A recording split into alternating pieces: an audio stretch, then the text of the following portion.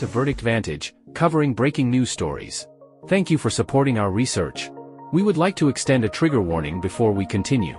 Please be advised. This video contains discussions about true crime, which may include topics such as violence, assault, and other distressing incidents. Viewer discretion is advised.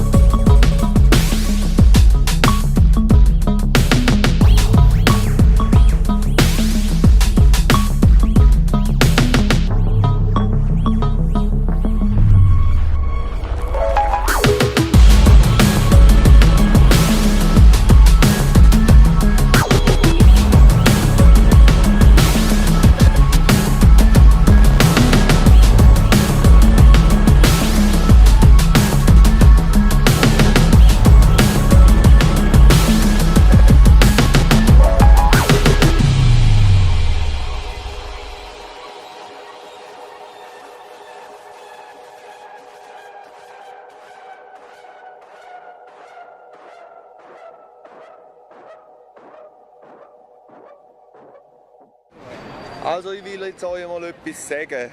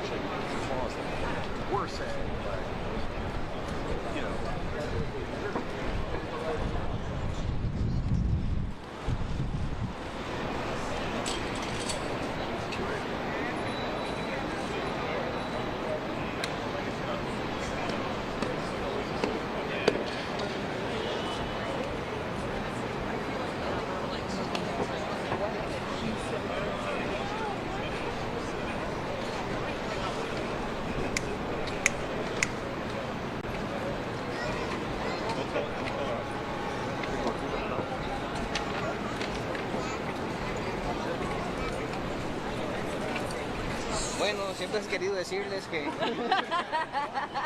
Va a cantar.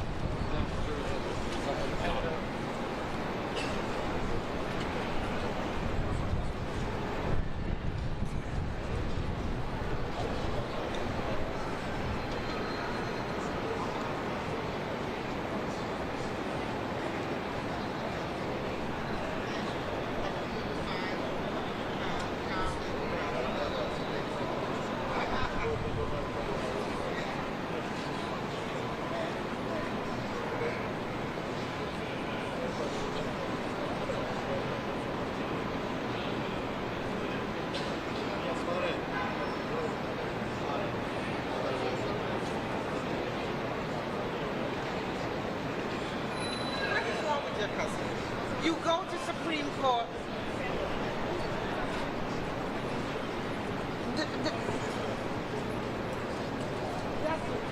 That doesn't count.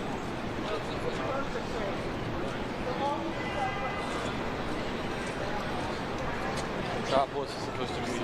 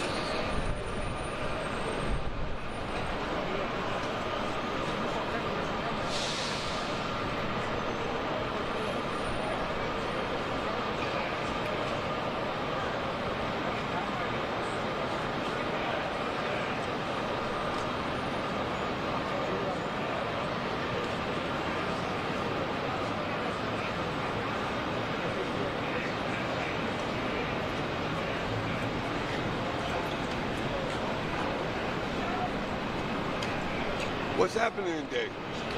Huh, sir? What's happening? Somebody can't talk? See Diddy. Who?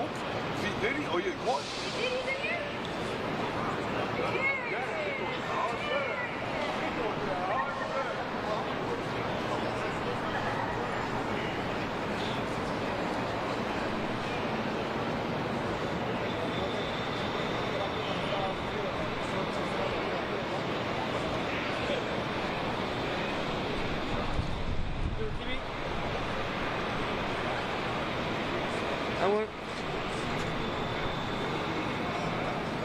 I'm gonna be on TV. I'm gonna be on TV. Hello. I ain't did nothing wrong.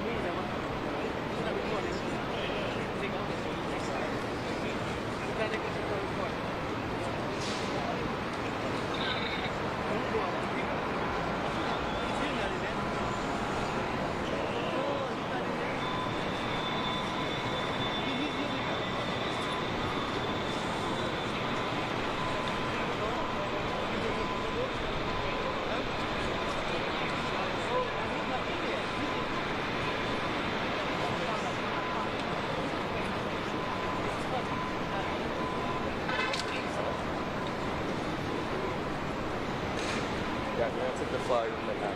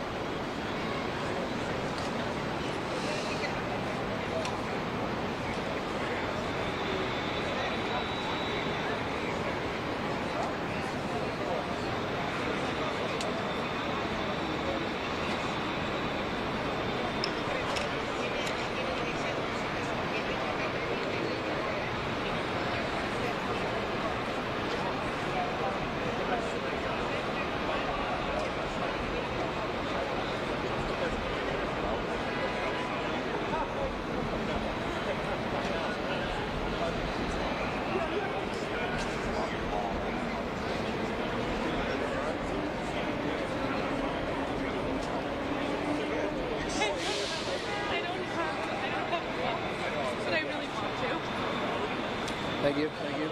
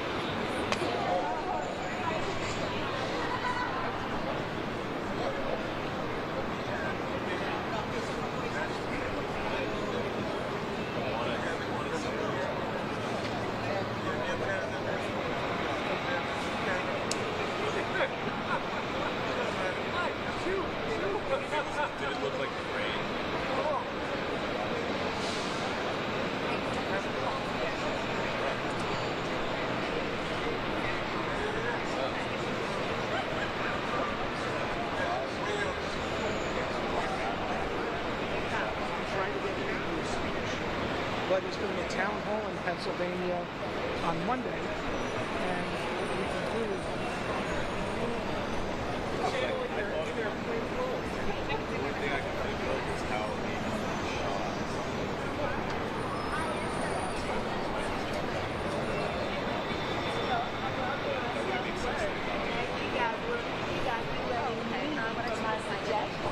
it would be kind of cool to find out how happy it is.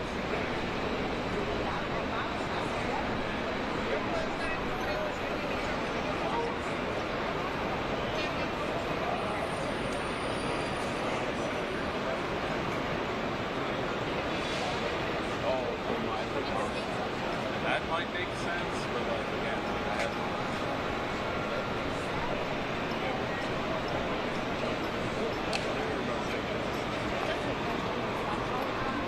but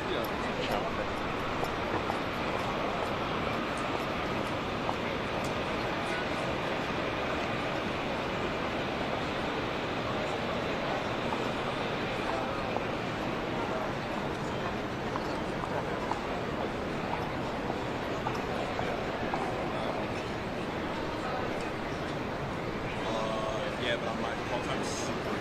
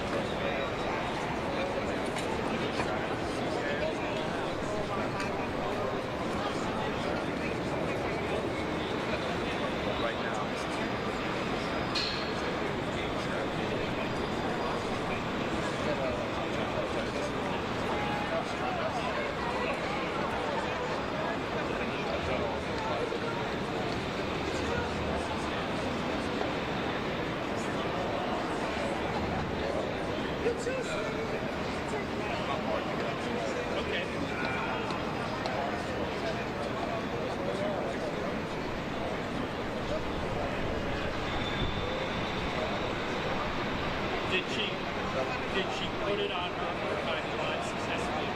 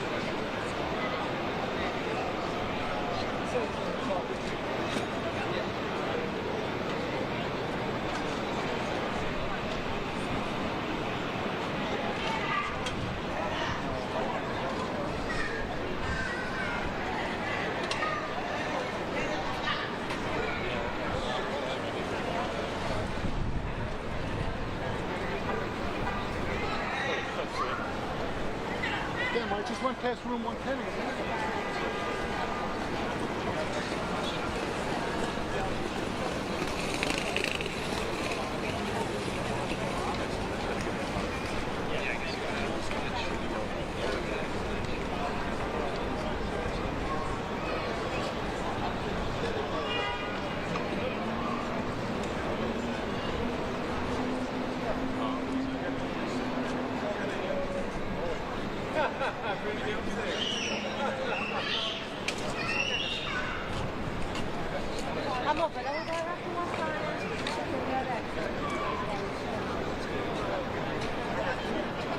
내일 뉴스 나오는 거 아니야?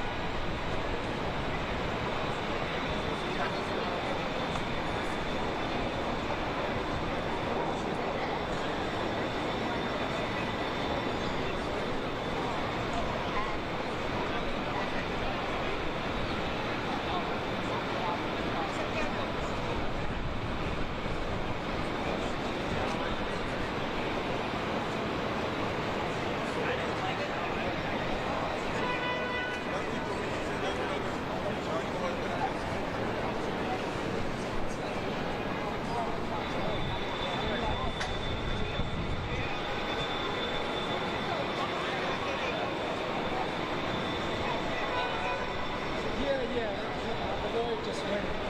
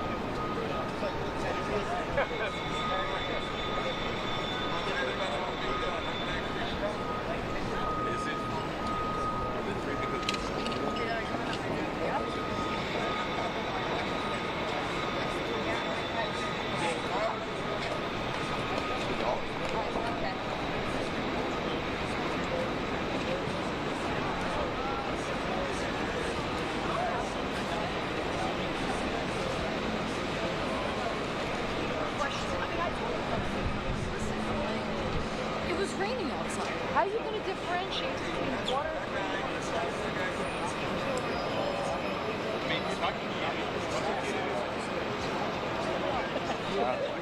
打緊你嘅嘢嚟嘅，最多要。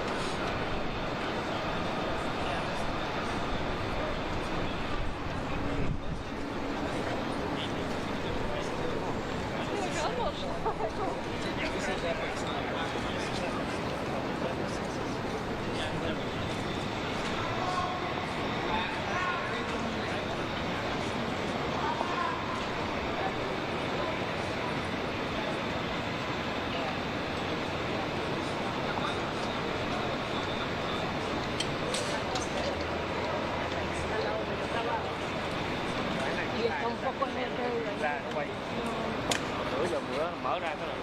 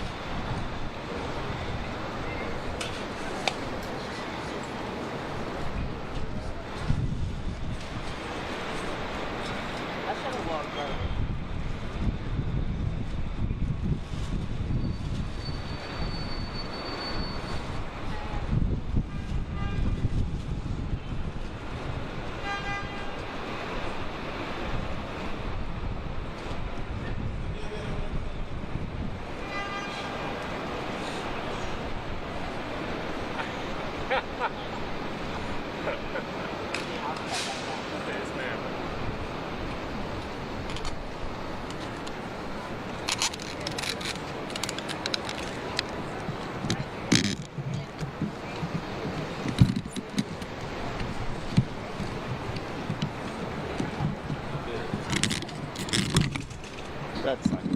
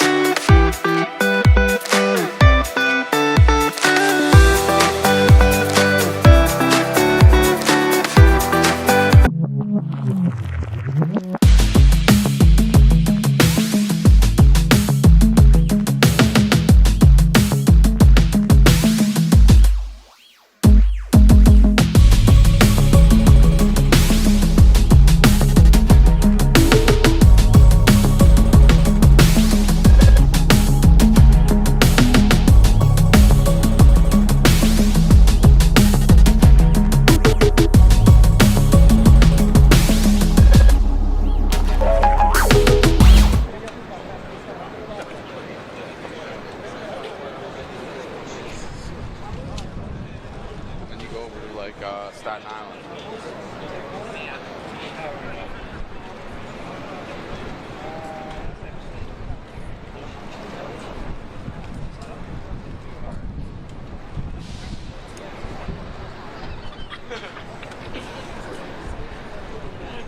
Снимай его.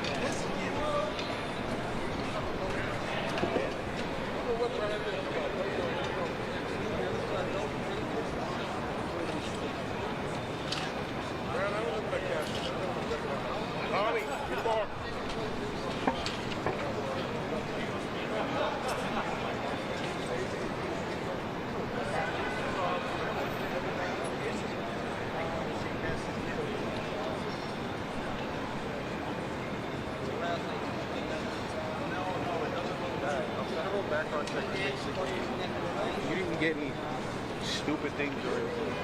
It's cute. About me? There's that little strip. There's a little strip in there. There's a spot. You know what I'm talking about? That little strip is like a bunch of stores, bunch of boutiques.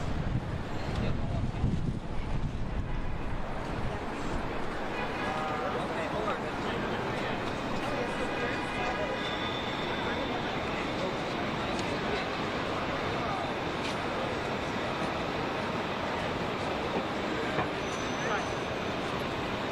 It is. Yeah. It's nice.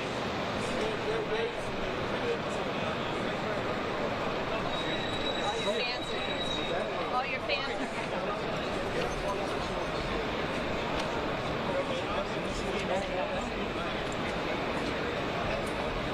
That's Tuesday, right?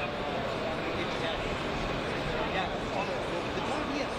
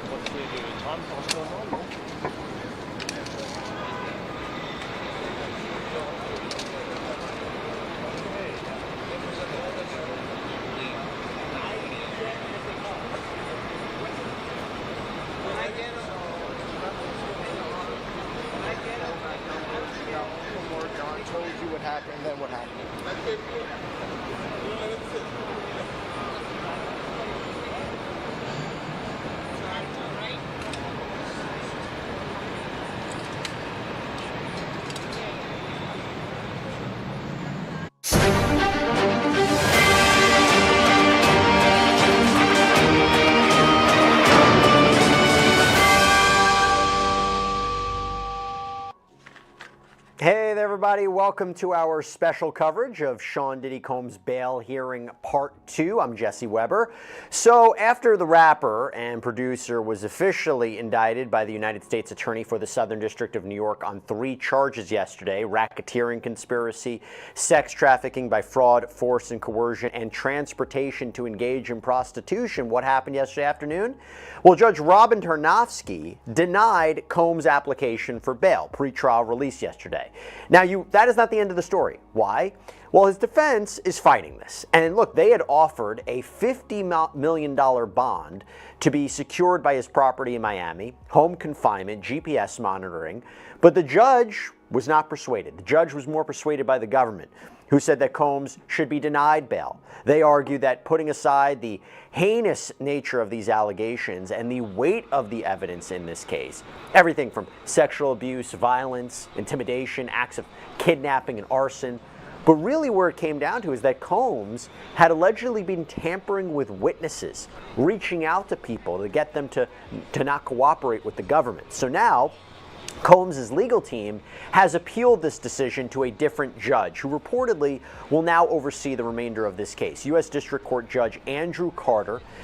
We know that Combs' team has submitted a new letter to Judge Carter. This is in anticipation of arguments that will happen at 3:30 p.m. Eastern. We're waiting to see what will happen. Again, there are no cameras in that courtroom, but we will update you. There's going to be people inside the courtroom. We're going to let you know the latest. And I will also tell you that just minutes before we came live, the government, the prosecution, submitted a letter to the court as well, and it's interesting. It's really interesting to hear why they say that his bail, again, should be denied. And I will have a lot to talk about with this because we are learning a lot more details.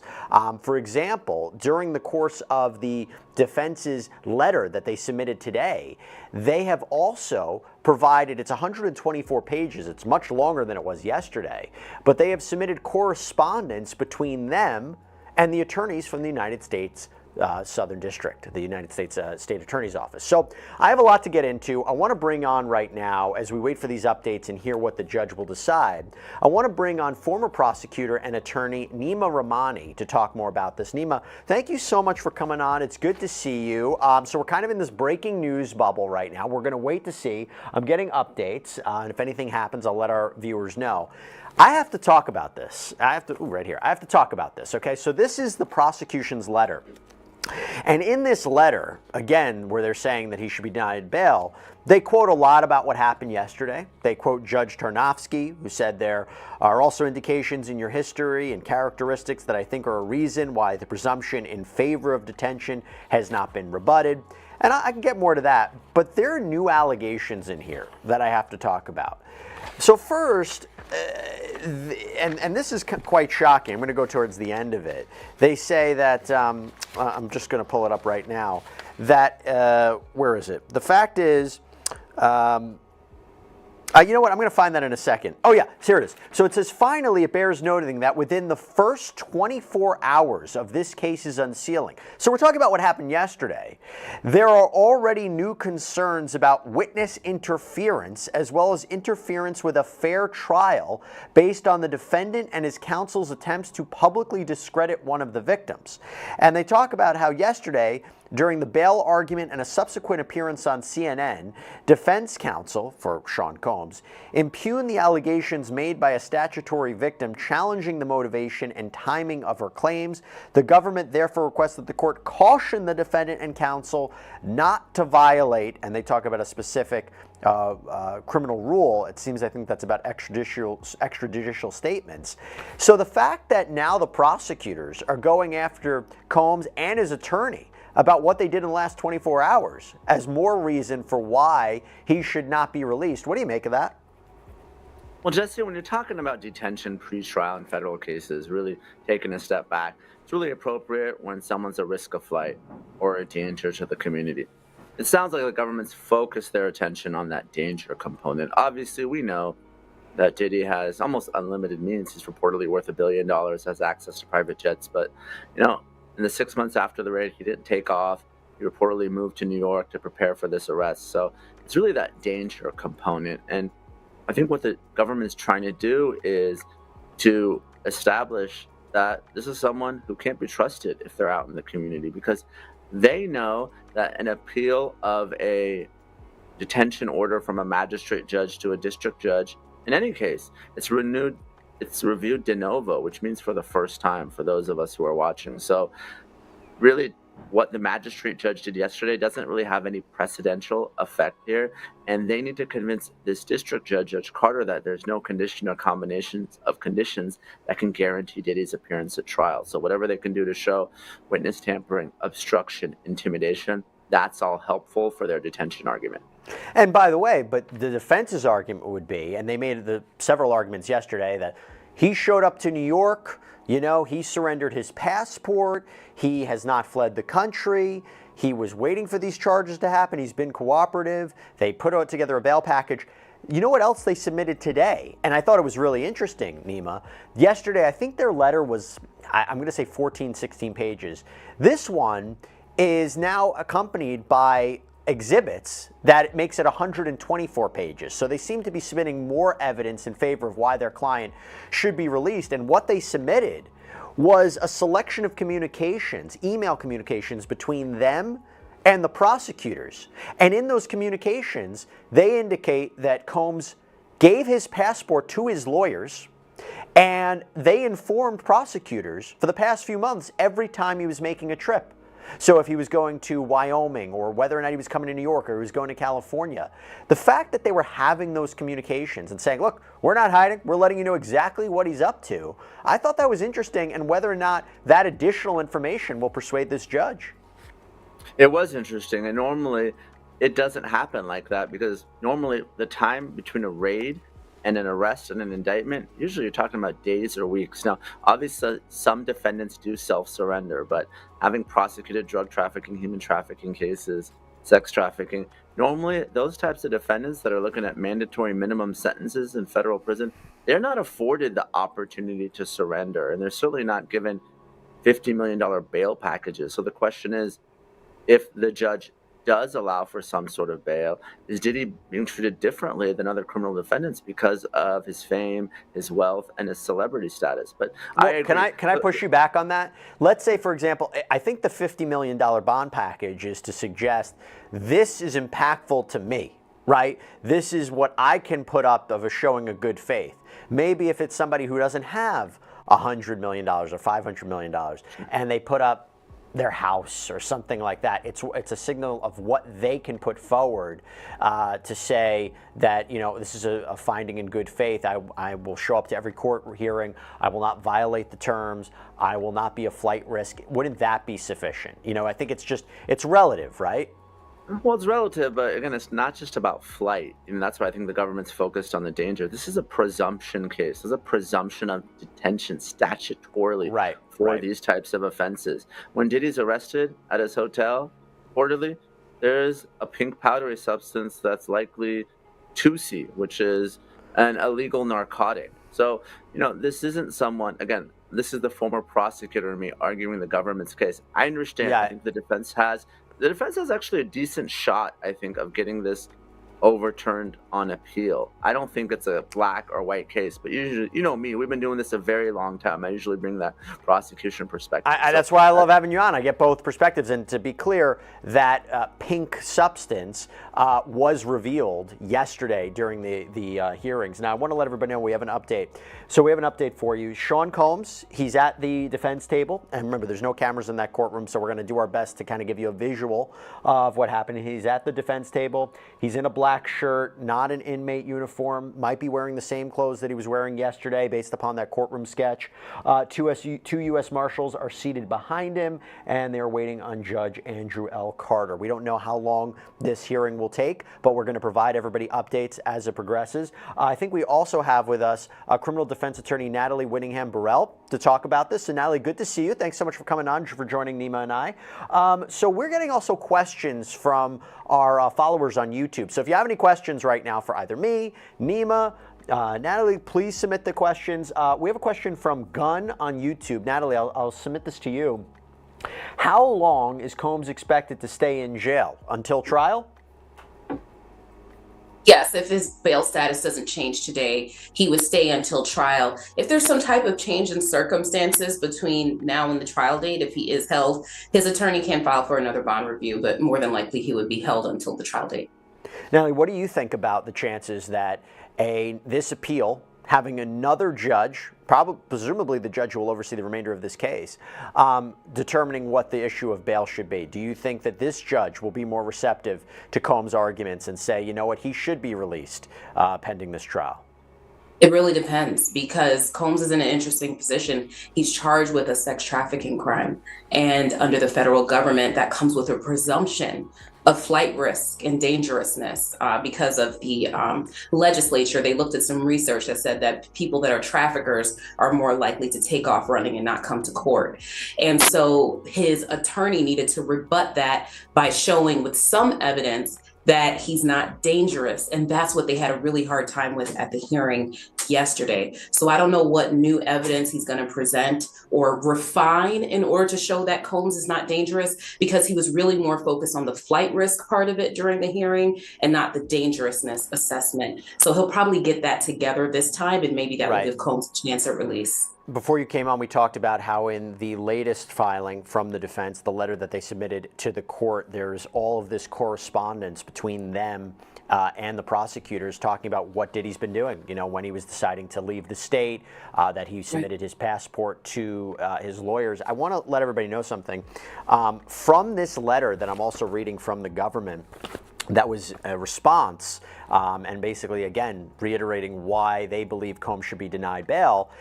And this is the section that talks, the defendant poses a risk of flight, Natalie. And it says, both at argument yesterday and in the press, the defendant has emphasized his supposed cooperation with the government, including his willingness to surrender.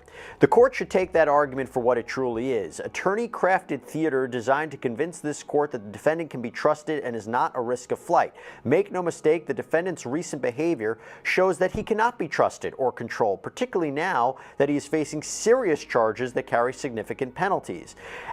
And one of the things they say is, at least in or about January 2020, when the defendant was unquestionably aware of the criminal investigation, the evidence shows that he is engaged in multiple freak-offs. So these are what we learned in the indictment, although for anybody who's been following this case, we actually first heard it during the Cassandra Ventura lawsuit back in November of 2023. But it says that even in January 2024, he's engaged in multiple freak-offs, some involving the interstate transportation of individuals to participate, has continued to use narcotics, and has contacted multiple witnesses. What do you make of that, Natalie?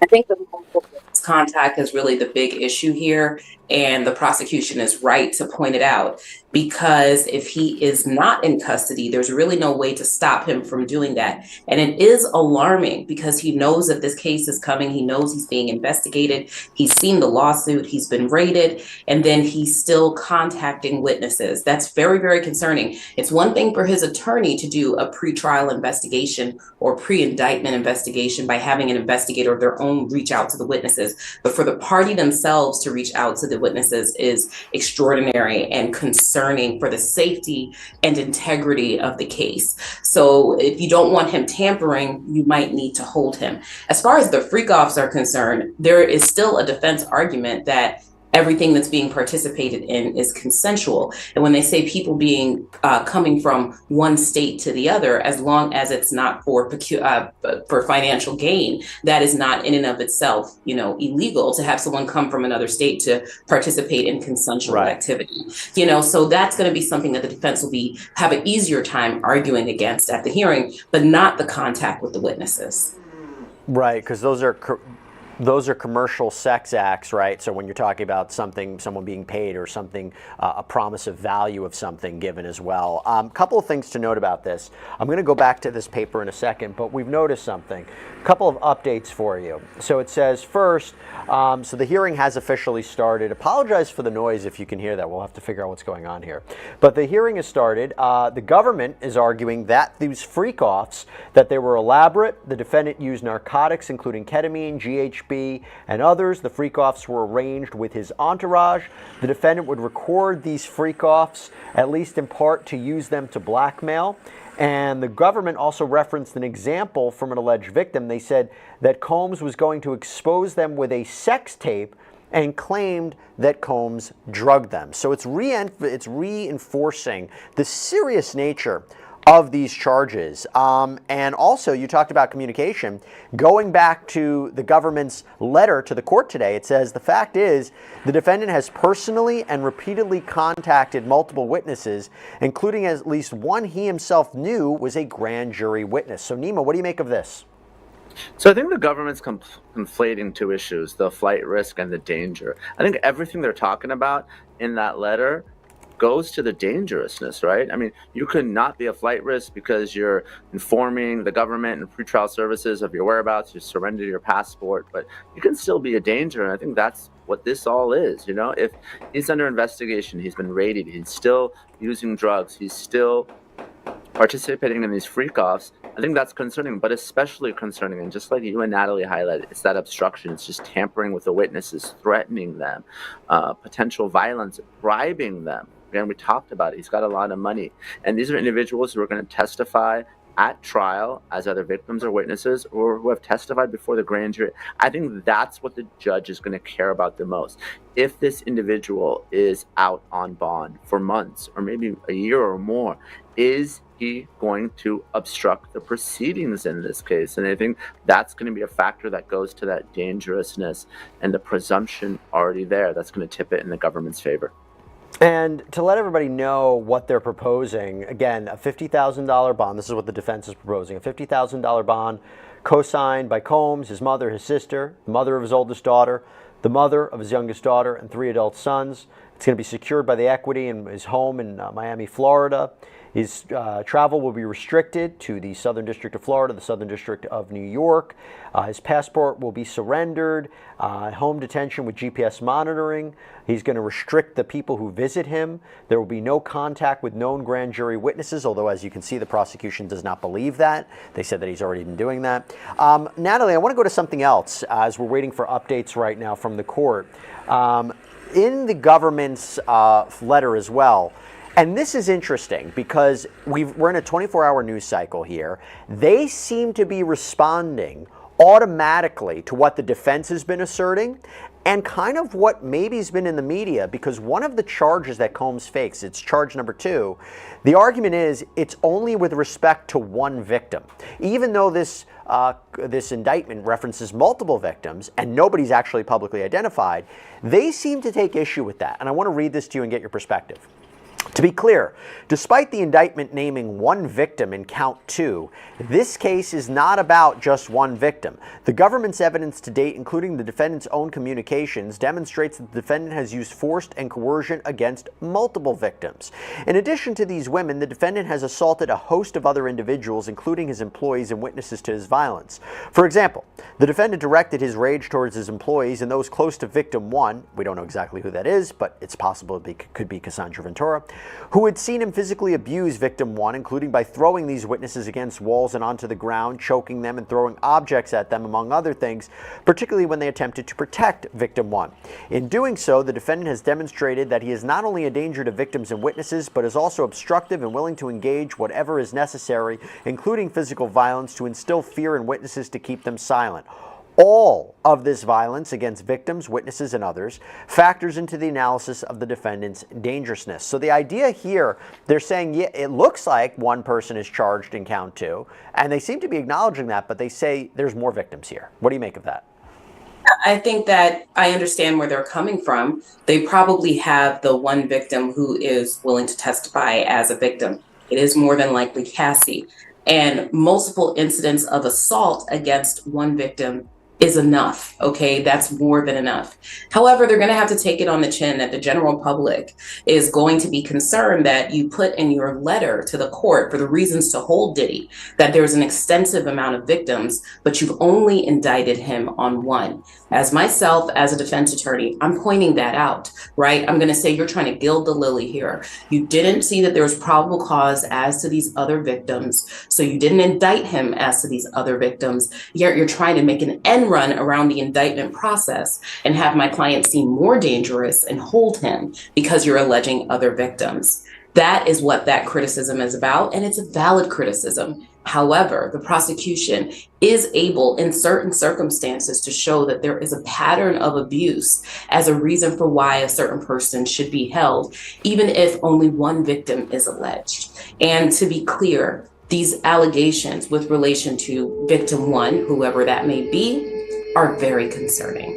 Very concerning. I mean, they keep emphasizing in their letter, and we heard it again in the indictment, this is sex trafficking, right? This is a very serious allegation here. That's why we talked about before the presumption of detention. Have a couple updates for you about what's happening in court. And again, if you have questions, submit them to us on YouTube. We'll answer them here on air. A couple updates. So first, talking about that dangerousness component, about why Combs should not be released.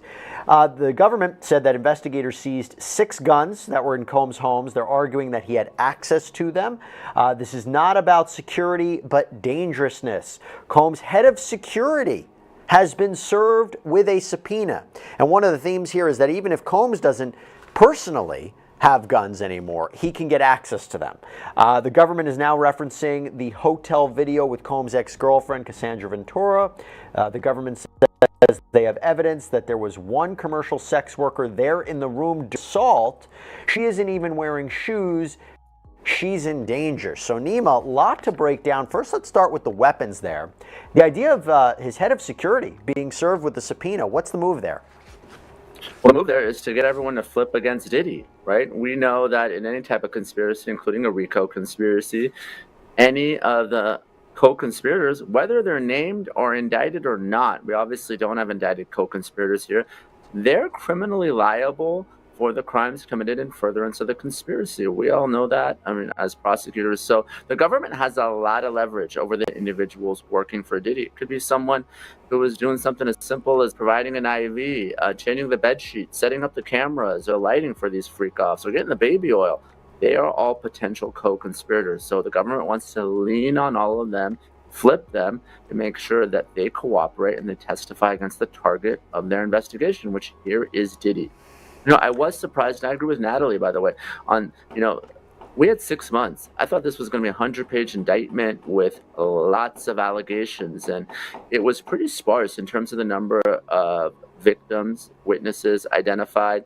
And with respect to the gun charges, U.S. Attorney Damian Williams got up there, talked about these AR-15s with the obliterated serial numbers. Obviously, that's a big deal, and the would-be assassin for Donald Trump, but Diddy wasn't indicted on that either. So yeah, pretty sparse indictment, in my opinion.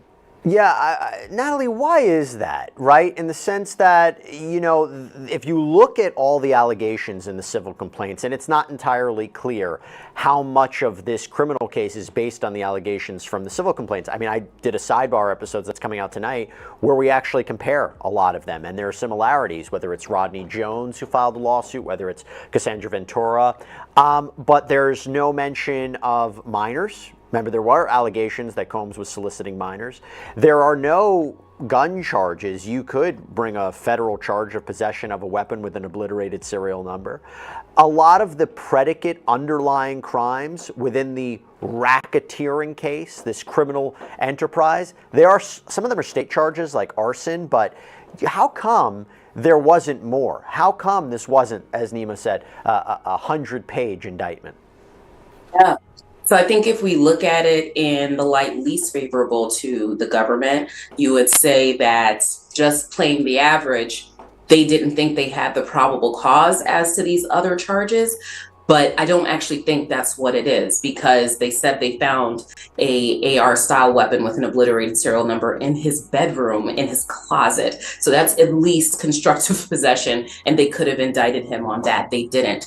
I think they're trying to focus this case down to what they know they really can prove, right? And what they know is going to get their case done. And so they're not gonna, I think, go to more of these like extraneous things. The heart of the matter is coercive, forced sexual intercourse with, you know, people being trafficked against their will, people being drugged against their will, and they're just trying to prove that. And also, I also want to say about the allegations regarding minors, that came from the Little Rod lawsuit. And if anyone's read that lawsuit, it's extremely questionable. Those allegations are extremely questionable. So they may not have found probable cause for that. They don't even mention it in the bail package, you know, where they mention things in the bail package that they didn't mention in the indictment. So I don't think that there's any evidence that minors were involved here. And I think that's why they didn't go forward with that. But I think they want to really concentrate on what they know that they can prove. That's a good point. And by the way, another question for you, Nima, about that 2016 video, which I think is now, you know, when that came out, back in May, I think it was, CNN published it. We were all wondering, is this going to make its way into a federal case? Majority of people we spoke to said yes. Clearly it has. I mean, this is visual evidence where Sean Combs admitted essentially it was him, apologized on Instagram. And now if they can say this is right after a freak off, that there was somebody else in that room and Combs is in a towel, this remains one of the key pieces of evidence in this case. And we're not even thinking about all the other digital evidence they might have gotten as well, because in this bail package, in the letter from yesterday, they talked about retrieving surveillance footage, videos from the phones of victims and witnesses. 90 cell phones, they think, that they recovered. So that piece of evidence, I'm not surprised the prosecutors are really focusing in on that. No question, Jesse, and it's extremely powerful and extremely disturbing. And let's not forget, Diddy denied all the allegations through his lawyers up until CNN got that video, and we all saw it. The entire world saw it, him beating Cassie, holding a towel. I mean, it was just extremely disturbing to watch. And I always say, people can lie, victims, witnesses, but video doesn't lie. And there's no way that Diddy's going to get around that. The question I have for the government is, what took so long, right? The raids happened in May. The raids happened at the end of March. The video was released in May. Now we're, well into September. So, were you putting witnesses before the grand jury? Did it really take agents 6 months to go through all that video evidence? Because Cassie's lawsuit was filed in November, like you said, 2023. And if we were going to base the case into Cassie Ventura, why wasn't he charged last year? So really inexplicable delay, in my opinion, by the government. Well, and Damian Williams, the United States Attorney for the Southern District of New York, was asked that question and didn't really have a sufficient response to why it took that long. I mean, I think, Natalie, the fair answer would be, if these lawsuits didn't come forward, if the laws were not put in place where these lawsuits could even happen, right? If you didn't have the New York Adult Survivors Act that created a look-back window by which these individuals could come forward and submit claims that were otherwise time-barred, this indictment would not be here today. Absolutely not. The indictment would not be there. And that's why I take my colleague's comments very seriously. He's very much right. If you think about this, the feds have known about this issue at least as of November of 2023. If they truly believe that Diddy is out here coercing and forcing and drugging people into participating in these freak-offs, then he certainly, the government certainly should have put an end to it by indicting him. And doing their investigation and indicting him. And they have such a pared back indictment, it shouldn't have taken so long for them to get here. And when they raided his house, people were making jokes about this online, but you really think about what this means. They're raiding his house. He's got 1,000 bottles of lube and baby oil and stuff meaning this stuff is still going on. What if there's still people being beaten and drugged under his auspices and they don't stop it because they're trying to, I don't know, build a perfect case or something? They should have indicted us. So that brings me to another question. We're actually getting questions in from viewers. Keep them coming. And I'm going to pose a question. I do want to provide two, though, about what's happening in court. Number one, the government said, or after the video came out, talking about the 2016 video, only then admitted it was him. But yesterday, it was claimed his clothes were taken by Cassandra Ventura, but that's not, because they tried to say this was just a domestic spat, not her running off from a freak-off. This evidence proves you cannot take the defendant for his word. Freaks the core of this case. And the government also just half a dozen of escorts who claim that they have participated, that these acts were not consensual. That's a big one. Oh, it's a huge. I was thinking, like, what is the government doing, right? What's taking so long? They were concerned that some of the victims. Don't miss out on the ultimate pasta combo with the spaghetti and tortellini pasta duo at Fazoli's. Two delicious favorites for the price of one, all for just $6.99. Savory spaghetti with meat sauce and cheesy tortellini with Alfredo baked side by side on one plate, only at Fazoli's. You ever wish you could see what she sees?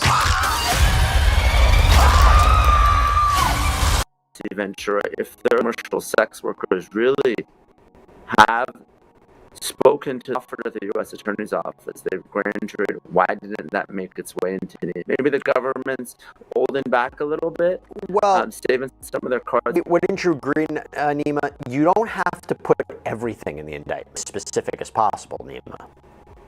You don't, but you should have arrested someone in danger and intimidating witnesses and trying to bribe people and using drugs and participate. If you really care about the public and the danger to the community, someone roam free for 10 months after these allegations, and 6 months after the raid. The reason why you arrest people, Jesse, is because you don't want them to talk to witnesses.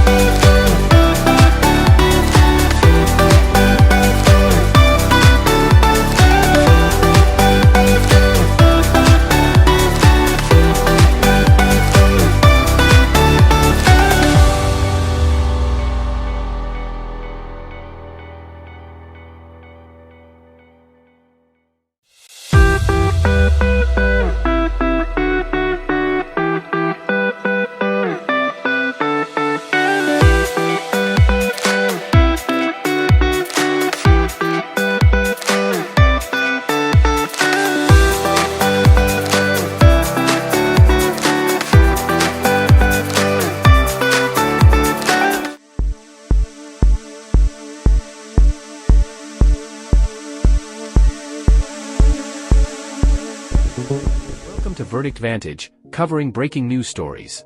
Thank you for supporting our research. We would like to extend a trigger warning before we continue. Please be advised. This video contains discussions about true crime, which may include topics such as violence, assault, and other distressing incidents. Viewer discretion is advised.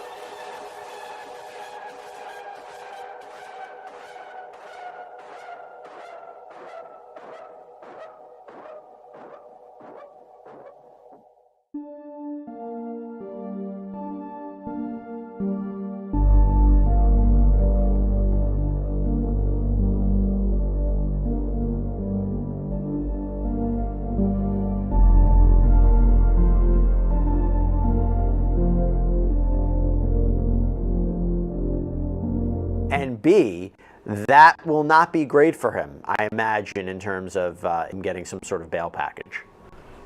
Right. So I'll kind of go in reverse. As far as bail is concerned, not good. You have an awareness that feds are looking into you, that you're potentially being tapped, and you have something to hide. And so you're like, don't talk on the phone, don't talk on. When clients of mine do things like that, don't talk code, tell Johnny to go pick up an apple across the street when you need something else, right? It doesn't work well for it comes to getting them released. Whether or not that comes at trial, it could under something called against interest and consciousness of guilt. So that could ever become relevant at trial. It's very speculative there, but there is one way to get in defendant statements. Defendant statements are already statements, but they also can come in if they show that the person is that they are going to be incriminated, right? So this thing is going to make actions in order to ameliorate that, and that's how. But again, very, very speculative at this moment. So, alleging that witnesses have come forward and expressed their fear. They're also claiming that Combs has had direct contact with a victim. So that again weighs heavily in the favor of the government. What I keep being asked, Nima, is Combs knew this was going to happen. He came to New York. In fact, his attorney yesterday anticipated that there would be sex trafficking racketeering charges, looking at life in prison. The question I keep getting asked is, all of these months, I know he surrendered his passport to, his attorneys provided flight plans to where. The question I keep getting is, why didn't he just jump on a flight and just keep that going to some country? I mean, maybe easier said than done, but why wouldn't he have done? He was probably going to be indicted, probably going to be detained, and may face. Well, there's a couple reasons. One, Diddy is probably people in the world. He's not exactly gonna blend in, and who knows what his life is gonna be in one of their non-extradition countries. The other issue is his businesses are here, and frankly, this is someone people report that it's a narcissist and he's beat charges before. Obviously, the court case, gun charge. 1 o'clock. Is he in court already? I don't know. That's one of the things I'm going to go see. But I'm going to run, you guys. Thank you. Thanks a lot. All right, fellas. In this country that are going to fight it. Living a life sentence in another country, the best living situation for him, he's certainly not going to have his Ella or some other country. Wow. I mean, his other option is, that's the other option is prison. I'll tell you what, we have to hit it. We do. We're going to come back. We're going to see what's happening in that courtroom. We'll give you the update back.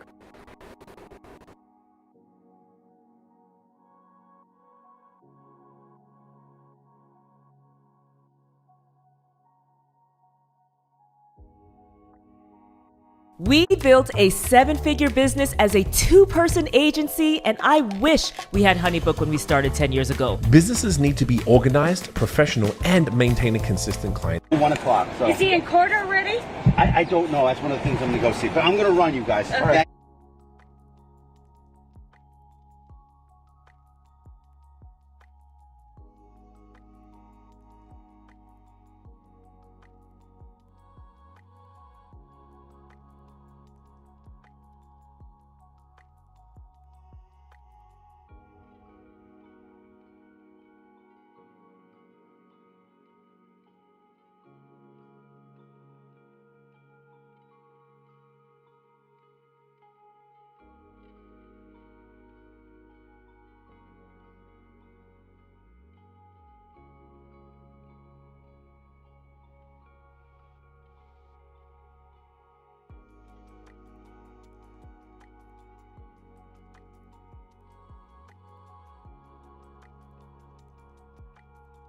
Thank you. Thanks a lot. All right, fellas. Bye, everybody. Yeah, I'll be around. I'll be around all day. All right. Thanks, guys. Thanks, everyone. 1 o'clock. So. Is he in court already? I don't know. That's one of the things I'm going to go see. But I'm going to run you guys. Okay. Thank you. Thanks a lot. All right, fellas. Bye, everybody. Yeah, I'll be around. I'll be around all day. All right. Thanks, guys. Thanks, everyone.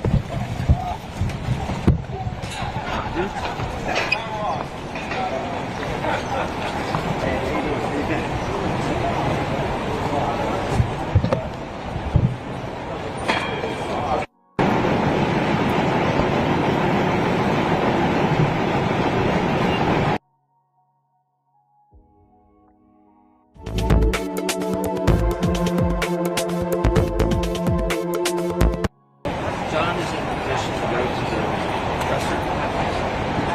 Points expected.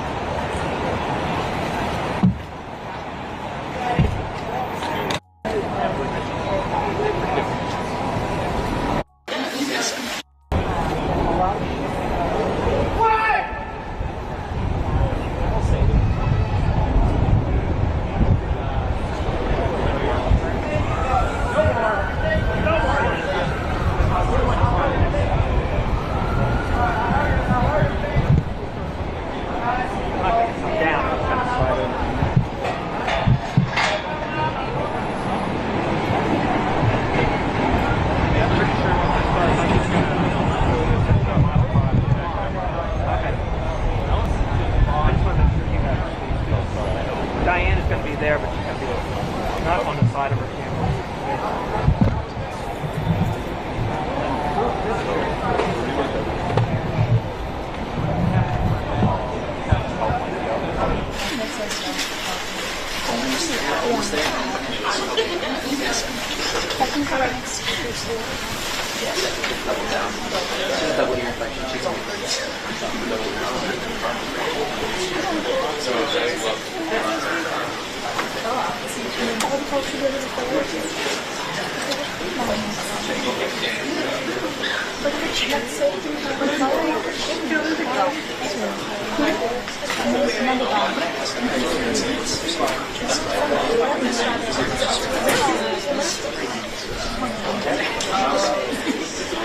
What kind of stuff?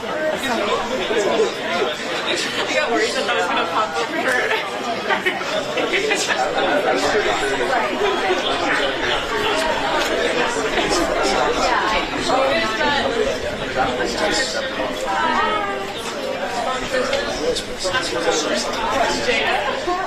Is it? No, I just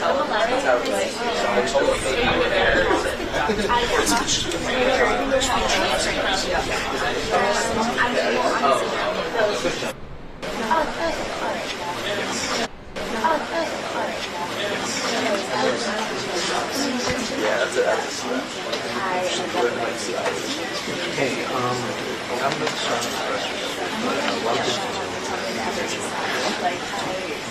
it might be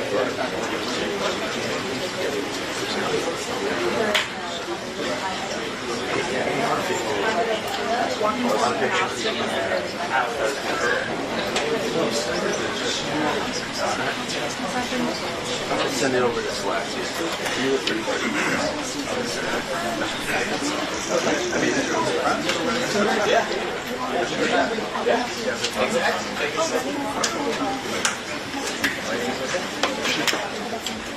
Now front, please. Now front. Now. Julia.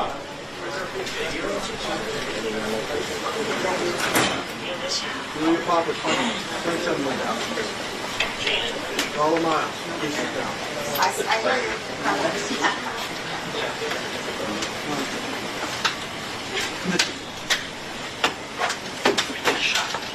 That was fast. Julia.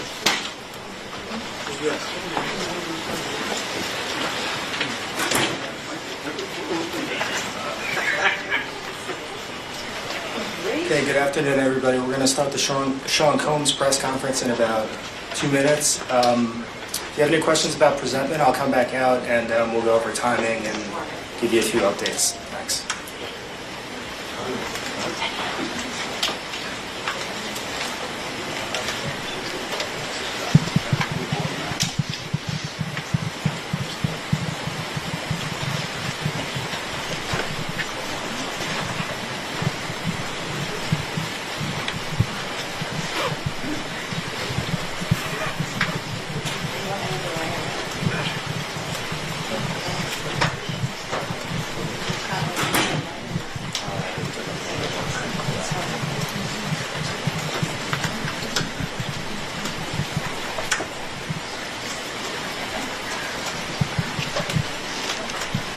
desires, protect his reputation, and conceal his conduct. Indictment. Desires, protect.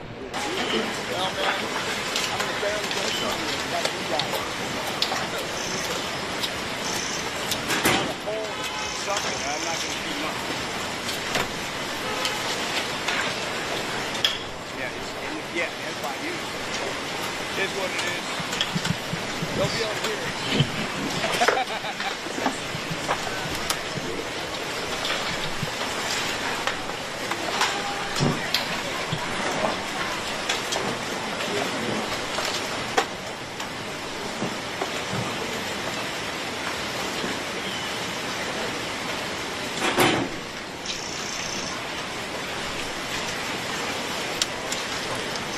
Good morning, everyone. My name is Damian Williams, and I'm the U.S. Attorney here in the Southern District of New York. Today I'm announcing the unsealing of a 3-count indictment, charging Sean Combs with racketeering conspiracy, sex trafficking, interstate transportation for prostitution. The indictment alleges that between at least 2008 and the present, Combs abused, threatened, and coerced victims to fulfill his sexual desires, protect his reputation, and conceal his conduct. As alleged in the indictment, to carry out this conduct, Sean Combs led and participated in a racketeering conspiracy that used the business empire he controlled to carry out criminal activity. All right, welcome back, everybody. I'm sex Jesse Weber. We have this special labor, coverage right now. kidnapping, Sean Diddy arson, Combs' second bribery, attempt and the to get obstruction bail of justice. after he was indicted in federal court. Let me say a little bit more about the charges. Racketeering. The indictment alleges that Combs abused and exploited women and other people for years, and in a variety of ways. As alleged, Combs used force, threats of force, and coercion to cause victims to engage in extended sexual performances with male commercial sex workers, and some of whom he for purposes of prostitution. Yesterday, that bail was denied. There were a number of reasons submitted by the prosecution saying why he should not have pretrial release, that he is a danger to society, that he is a flight risk, that he has been obstructing justice by contacting witnesses and victims in this case. I'm back here with former prosecutor and attorney Nima Rahmani. I'm also here with criminal defense attorney Natalie Whittingham-Burrell. So we're getting updates right now from the courtroom. There are no cameras in that federal courtroom. Big mistake in my opinion. I think there should be cameras everywhere, but there are no cameras, so we're kind of letting everybody know what's happening in real time. We have reporters there, or the reporters in there, we're following what they're saying. And we're also taking your questions on YouTube. So if you have questions about Sean Combs' case right now, please submit them. We'll talk about it on air. I want to give everybody an update. So the government is now bringing up lawsuits that were filed against Combs, referencing Dawn Richard, who recently filed a lawsuit against him. She was part of two groups two musical groups from Sean Combs, including Danity Kane. They're also this was interesting. The government is claiming that Combs reached out to a victim. The defendant called her and gaslit her, trying to convince her it has been consensual, which, Natalie, as you mentioned before, that could be a defense, right? That's going to be trying to be a defense, that we are not dealing with minors here like we were dealing with the R. Kelly case, where you can't say a minor can consent to sexual activity. But here, these freak-offs, these events, yeah, they might be different to everyday Joe and Jane Smith, but if everybody's participating and everybody's agreeing and everybody's doing, drugs, he's not charged with drug crimes. He's charged with racketeering. He's charged with sex trafficking. That's what they're going to have to say. But as we talked about before, the government says they have witnesses, sex workers, who will claim this was not consensual. And that's going to be the issue. But do you think that's the main defense, saying this is all on the up and up, this was all consensual? Defense, but it really is their only real defense. They can't say that the freak-offs aren't happening. They're almost admitting it. The evidence that's found in the home confirms it. The sex workers confirm it. And the defense confirmed yesterday that they spoke with some of the male sex workers, and they said that they gave them a different version of events and that everything was consensual, which confirms that the freak-offs were actually happening. So it wasn't me, I didn't do it, is not an available defense. The only available defense is that it was consensual. What's the difficulty with that? the allegation of intoxication. We know that people cannot consent when they are too intoxicated or inebriated.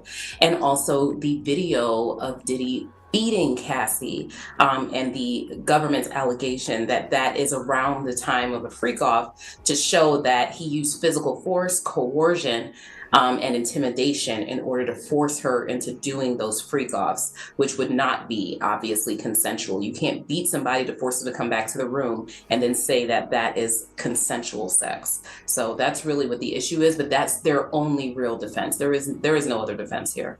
And he doesn't have to mount a defense quite yet. He's not at trial. What he is trying to do is mount a successful defense to try to get bail. And Nima, I want to ask you, if he's denied bail here, is that it? Is he locked up till trial, or could there be circumstances where this issue could be revisited? Well, we can certainly ask the court to revisit its detention order. Usually doesn't happen. Could also appeal to the Second Circuit, but much harder to win that appeal. Has to be an abuse of discretion. Trial judges have a lot of discretion to detain criminal defendants pending trial, but Natalie nailed it. And I know we're talking about the weight of the evidence. That's one of the least important factors when you're deciding detention, but that's something that judges consider when they're deciding whether someone's going to be dangerous or not. And so she's one of the best. There's really only 3 defenses in a sexual assault case. It didn't happen. It wasn't me. Or that it was consensual. And we know that Diddy's only substantive defense is going to attack the statute. He's going to attack the statute of limitations, indictment for vagueness. He's going to file all the pretrial motions that defense attorneys do. But substantively at trial, the only defense here is that all this was consensual. And I want to go back to that defense in a minute. But first, just let me go back to something, Nima. When would a trial happen, right? If he's going to be locked up.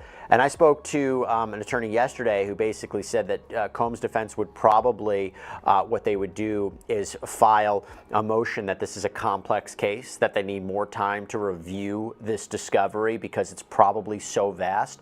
When realistically do you think we would see the trial of Sean Combs in federal court? Realistically, Jesse, I'm thinking the end of 2025 or even 2026, because we know it's obviously Diddy's right to a speedy trial under the Speedy Trial Act.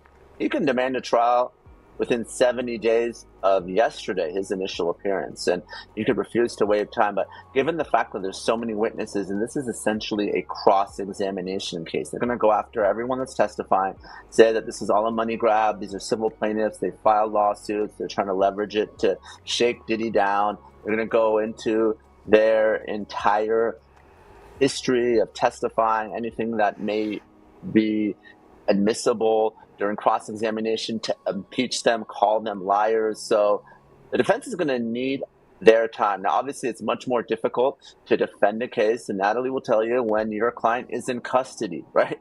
You got to go into a prison or the MCC or whatever every day or every week to meet with your client. But the defense is going to need time, so I think this is going to be pushed out for quite some time, probably a year, maybe even more.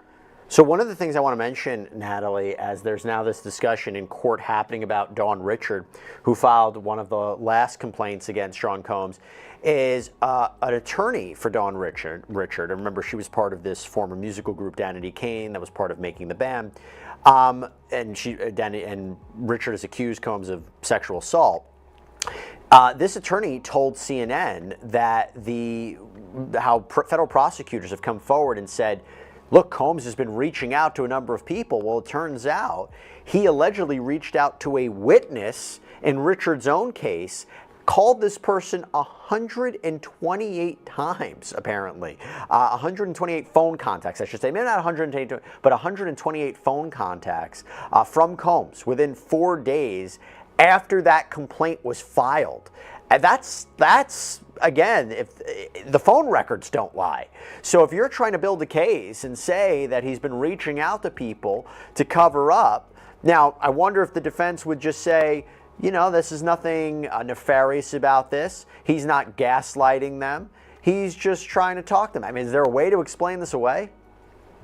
That one made me cringe. It's really hard to explain that away. And as I said, I think at the top of the hour, it's very, very difficult when it's your client reaching out to witnesses. And this even builds on the prosecution's argument that despite his best efforts, and it seems like Diddy has a really good attorney who is really trying hard here. Despite his best efforts, his attorney cannot control Diddy. No attorney would advise their client to call one of the named witnesses in a lawsuit.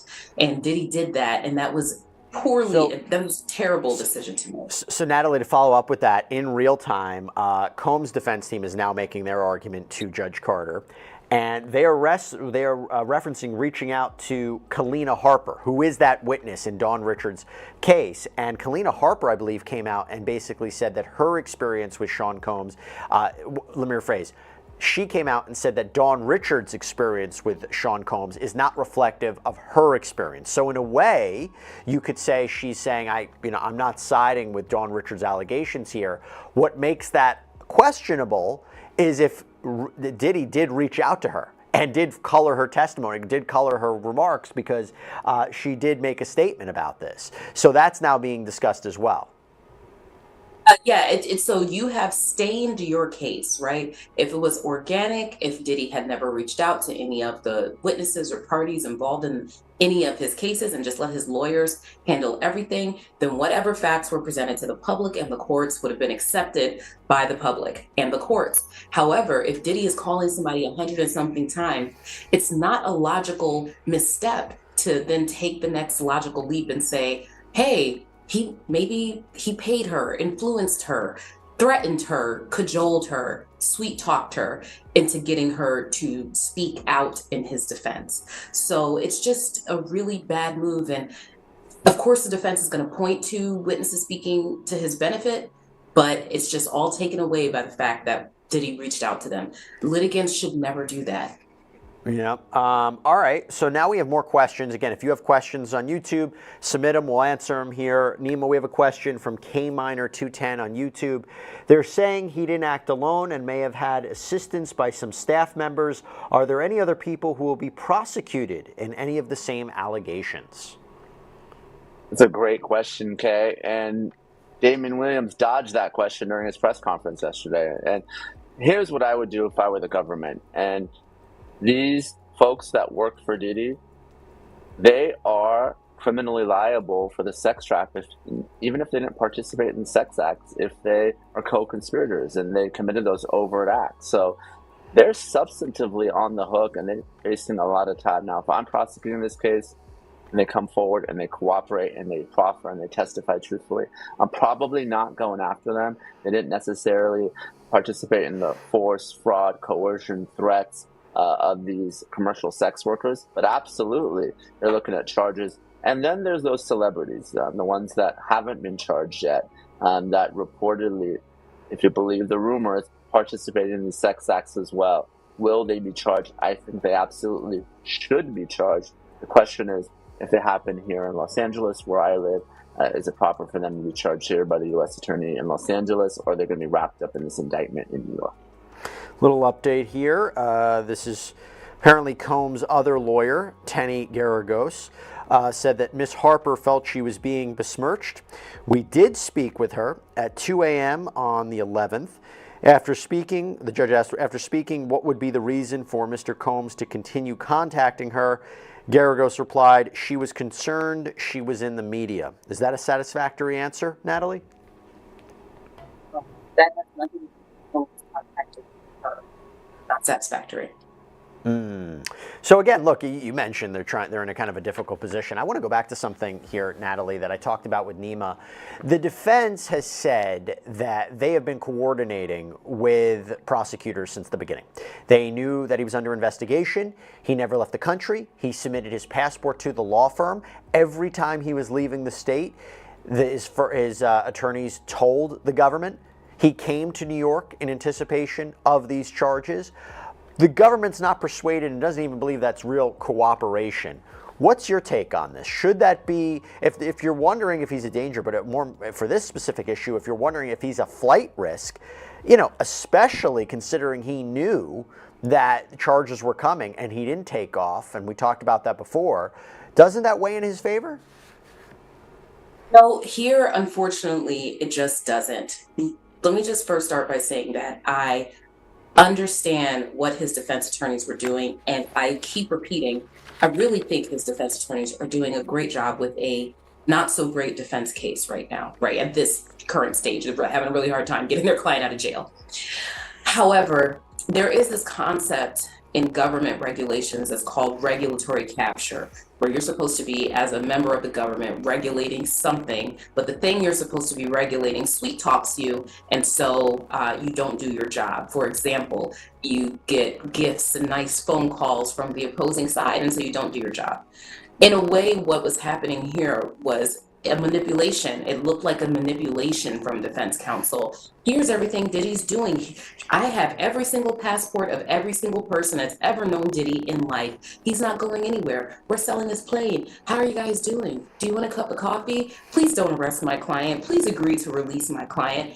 That's not the job of the prosecutor. The job of the prosecutor is to protect the community and to do justice, right? And so it can't be through sweet talking that they decide, you know what, he's a good guy. We're just going to let him go. He has way more resources than anyone else. We'll let him stay out of jail until it's time for him to come to court. And that is, I think, how the prosecution is taking the overtures from the defense as a way to try and undermine the role of the prosecution. And that's not me casting aspersions on the defense, because it's very creative, and also they're advocating for their client. They have a different goal, right, which is to protect Combs above all else. But the prosecution's goal is to protect the community. And so it's just not going to work saying that they're going to do all this stuff when we know the reality is he is a billionaire.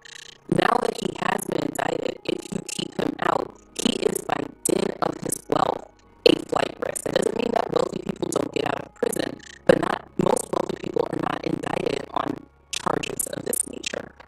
All right. Well, I'll tell you what, you're making some really passionate arguments we're going to talk about on the other side. Stay with us. We'll be right back.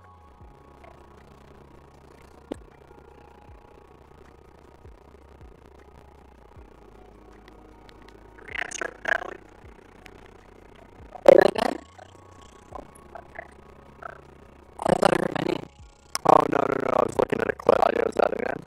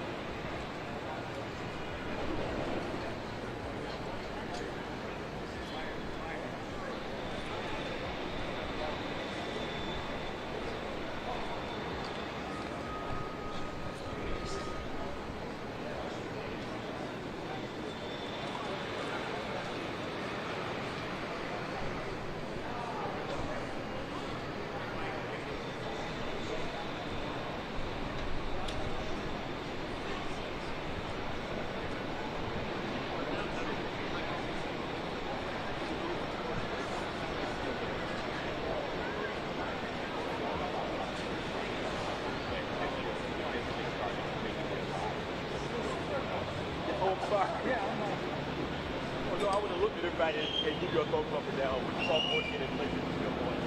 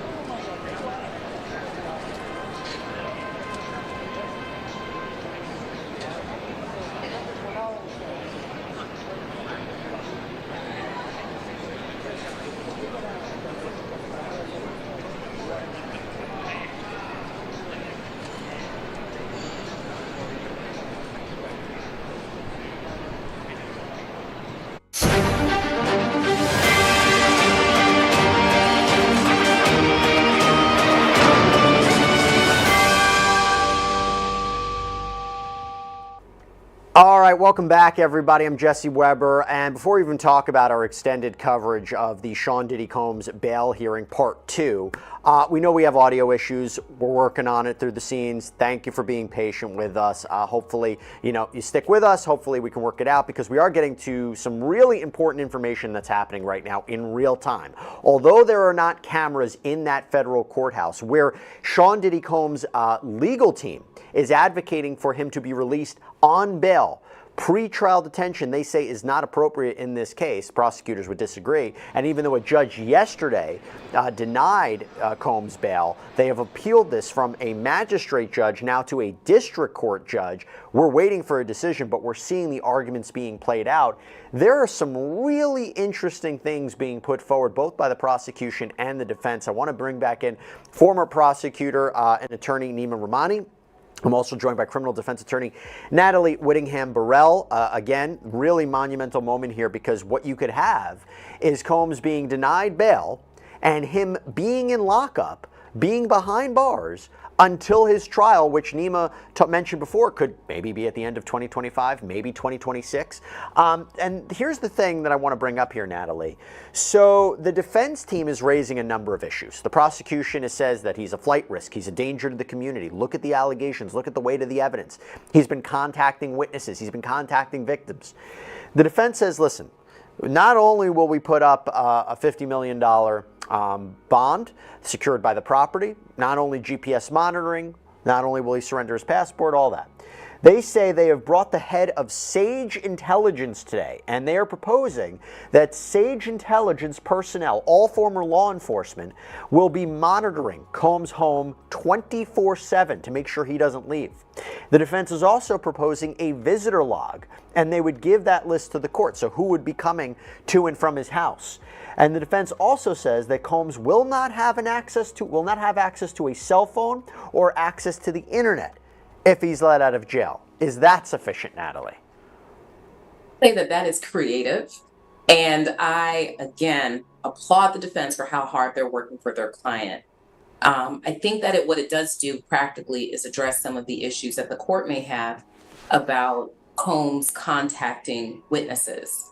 However, you have to question, I don't know anything about this company. I'm not casting any aspersions on them, but I don't know what their reputation is within the federal courts for doing things of this nature, because that's not the norm. People will be on GPS monitors, or they'll be in custody, or they'll be released without conditions, but it's not usually some private security firm basically making the person on home detention and house arrest at home. That's a little different. And so I don't know what type of quality controls that they have, and that might be the issue for the court. Outside of quality control, they're doing the best they can to address the issue of contact with witnesses, obstruction, and manipulation of evidence. I mean, essentially what they're saying is all of your concerns that you have, that he's going to reach out to people, that he's going to leave, we can alleviate that. He doesn't need to be in federal lockup.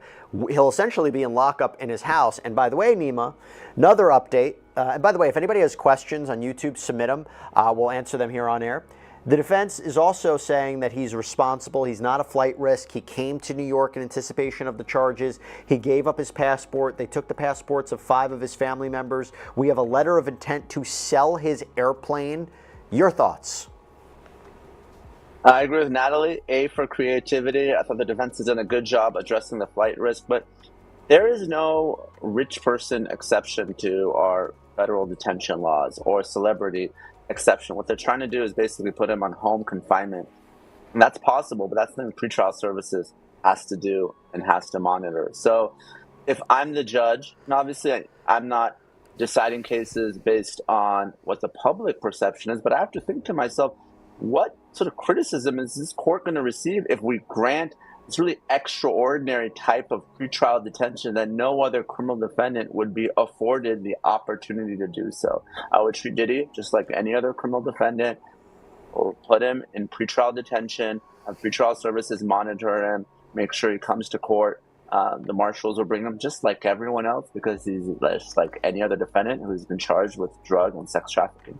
So here's the thing. The judge hasn't made a decision yet.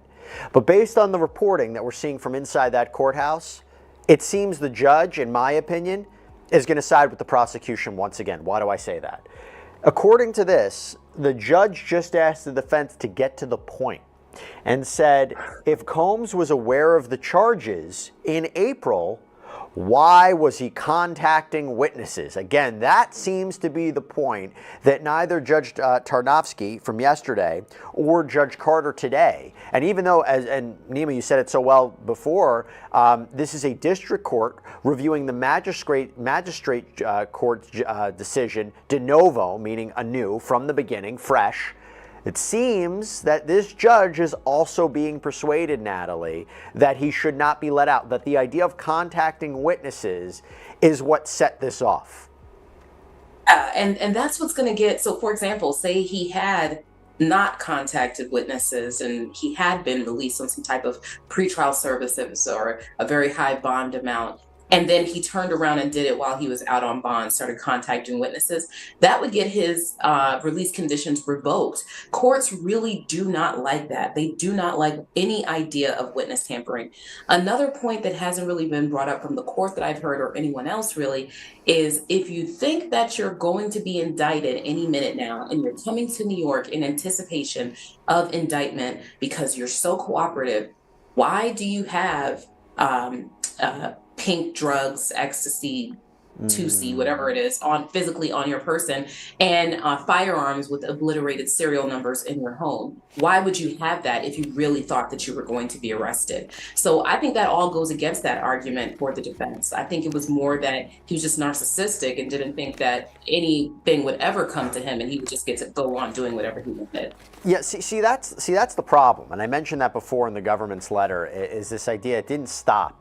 Right? These allegations, yes, they're from a number of year span, but if he has recently been contacting witnesses, if he's in New York and he has narcotics on him, which again, the allegations were is that he was supplying people with narcotics during these freak-off sessions. And then I mentioned this letter from the prosecution that it says, since at least in or about January of 2024, which, by the way, he probably thought he was under investigation. The raids didn't happen yet, but the lawsuits happened. When the defendant was unquestionably aware of the criminal investigation, the evidence shows that he engaged in multiple freak-offs, some involving the interstate transportation of individuals to participate, has continued to use narcotics, and has contacted multiple witnesses.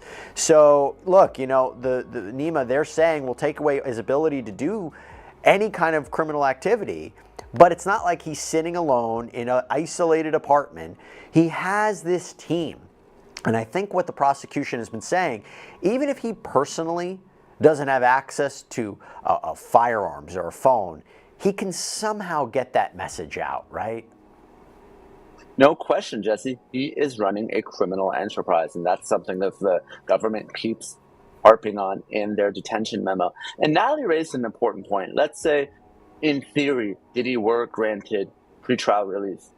He would be subject to the standard conditions: obey all laws, no contact with witnesses. And there's a pretty high-profile case where an individual was granted bond, he contacted witnesses, and that bond was revoked. And that was Sam Bankman-Fried in the FTX fraud case. So if Diddy had contact with witnesses while he was out, federal judges routinely revoke bond and remand people into custody if that happens, because that's considered tampering, obstruction of justice. Really goes to the heart of our criminal justice system and affects the integrity. So that's a definite no-no. If you're under indictment, you're under investigation, even if you're going to be sued civilly, every lawyer will tell you, don't destroy evidence, don't contact witnesses. And we know that Diddy had lawyered up and did this anyway, at least allegedly. So I'm being fully transparent with everybody who's watching this. I didn't ask you that question because of the update that we just got, but it's almost like the court is listening to this live feed, because the judge just asked, under your plan, would he have employees? Right? Would he have employees? And the defense says they handle his finances. They're in California. Would he be able to leave his residence? The judge asked, no. The judge also asked, in the security, they could be there in the house? The defense, yes, in shifts. We could put cameras filming 24 hours a day. So at least the judge maybe seems receptive to it, or at least asking questions. Natalie, what do you think? Judge is giving him the full opportunity to be heard and to make his record, right? But I think that this is a case of it just would not look good. This is not something that's available to anyone else. And I can't see a reason for why someone should be able to use their wealth to turn their home into a prison. And then we would have to trust that the company hired by the defense, paid for by the defense, would then follow through and not be at all influenced by Diddy and their supervision of him within his home. I can't see it. It seems massively unfair to indigent people who could never afford to do that. So here is a great question that we just got from one of our followers on YouTube. Excellent question. It's from All Hail. The question, Nima, is how did Diddy know who were the witnesses for a sealed grand jury indictment? How was he given the list of the witnesses trying to get him indicted? I think you can even extend that. You know, if he's reaching out to people in general, couldn't you say that in and of itself is evidence he knows what he did, right? Oh my gosh, they're charging me with what are they even looking into? I'm under investigation? What did I do? But the fact that he's allegedly reaching out to people means he knows exactly what he did. So how would he know who the government's speaking to? Well, it's evidence of his guilt. He knows who was present at these freak-offs, right? He knows who the witnesses were. And let's be clear, grand jury proceedings are supposed to be secret, but these are some of the worst kept secrets out there. You know, you have reporters who sit outside the U.S. Attorney's office. They see who's coming in and out. We knew witnesses were testifying before the grand jury because, Jesse, you and I, Shanali, we all do a lot of TV. And reporters are very good at their job, and they got this information. So, yes, great question. But to answer in two ways, because of great reporting and because Diddy knows who is going to be a witness against him, that's why he was able to contact them. I have a question for either of you. I think it's if whoever wants to jump in. So for a racketeering case, right, where you have this criminal enterprise and you have all these underlying predicate crimes that he's not actually specifically charged with, like kidnapping or arson or forced labor, does the prosecution nonetheless have to prove that beyond a reasonable doubt? Do they have to prove forced labor beyond a reasonable doubt? Do they have to prove kidnapping beyond a reasonable doubt? And some of these are state charges. Or is it preponderance of the evidence? I mean, I guess I'm trying to understand what a prosecution of a racketeering case like this would be. Is it just you have to establish that there's an enterprise, there's a criminal enterprise, there's a pattern, there was a common scheme? How much of those underlying crimes does the jury have to believe? Who wants to take it? Anybody want to take it? I can take it as a former prosecutor. You have to prove every element of the crime beyond a reasonable doubt. And in a RICO conspiracy case, obviously you have to prove the unlawful agreement. You have to prove the overt acts and furtherance of the conspiracy. Obviously, we know the enterprise. It doesn't have to be a formal organization. It's defined as a loose association of two or more people. And like you said, Jesse, you have to prove those. Okay, Nima, I apologize. We lost your audio right there. Natalie, you want to pick it back up? Nima's actually absolutely right. You have to prove every single element of every single offense beyond a reasonable doubt. And if the element of the offense is that he kidnapped someone or committed arson by blowing up Kid Cudi's car, for example, they would have to prove beyond a reasonable doubt that he actually did those things. And it has to be at least two of those acts within the span of 10 years in order for it to be predicate offenses for RICO. So, you know, Kid Cudi has already come out and said, yes, his car was blown up by Diddy. So I think they'll be able to at least prove that. And we know Cassie has come out and said that yes, he did sex traffic her. That's what she said he did to her, sex traffic her. And so those two events happening within 10 years of each other inside the statute of limitations, that's how the government would be able to prove their case. Okay, that's important to know because we're trying to understand not only what the charges are, but also what the defenses would be. I have another update for you. Oh my gosh, I wish we had cameras in there because apparently it's getting a little heated. The judge is referencing the infamous 2016 hotel video that we mentioned before where Combs is allegedly beating Cassandra Ventura. The video is troubling. He was 40-something years old. The defense, he realized he has a problem with drug addiction and anger. He went into a rehab program for a period of time. They loved each other. The sex and the violence were totally separate, motivated by separate things. They were close to being intimate. They would bring a third person on. They chose that. And the judge is talking about, what does that have to do with him punching her, throwing a vase at her? What's love got to do with that? The defense, that was jealousy from infidelity in both directions, Mr. Combs and this other person, the violence is from that. Judge says, what is your point? Nima, if you're back with us, what do you make of it? All right, I think we're working on Nima. Natalie, I'll go to you. Jesse, let me jump in here.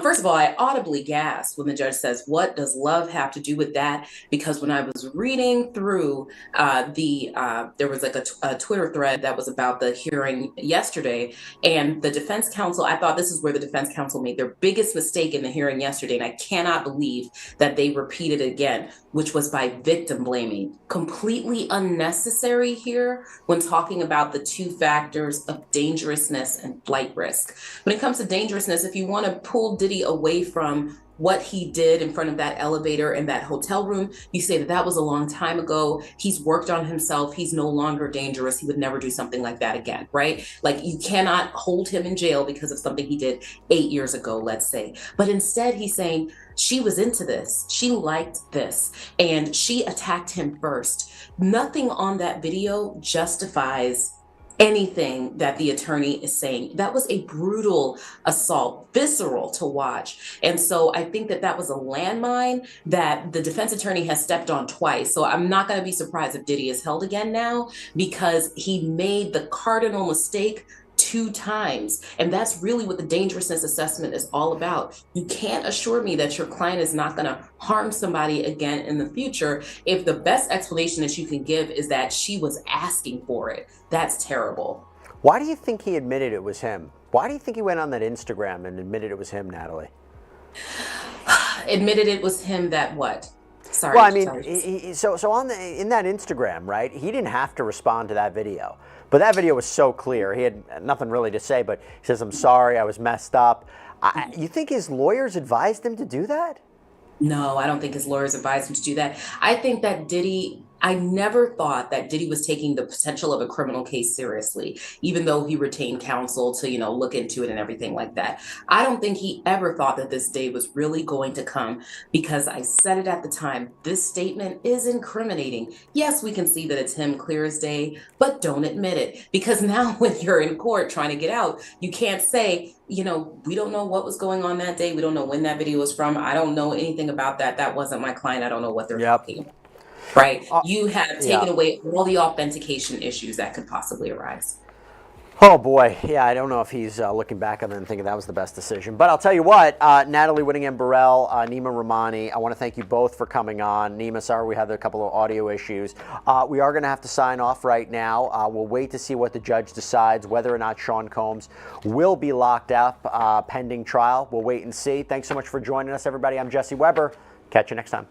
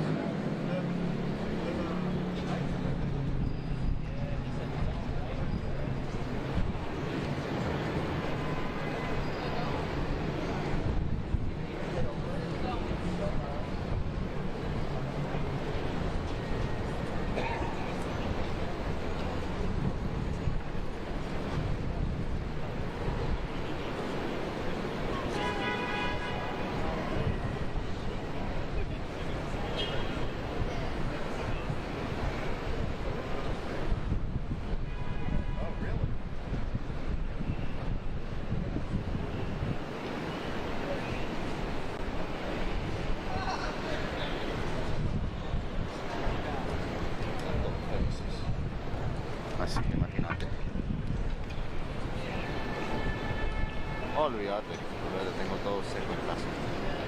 Así que tengo que conectarme a Anita para que graben algo en vivo.